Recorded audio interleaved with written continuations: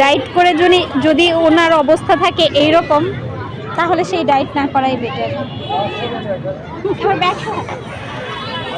ব্যাগটা সহ দিচ্ছি।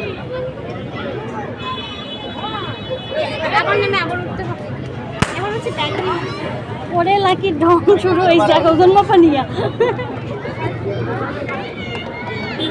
1 কেজি বেশি।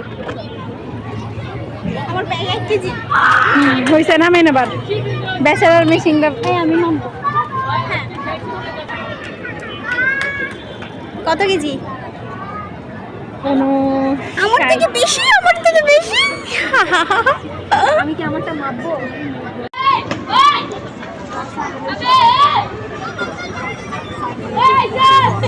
কই 43 কেজি, মাত্র 43 কেজি।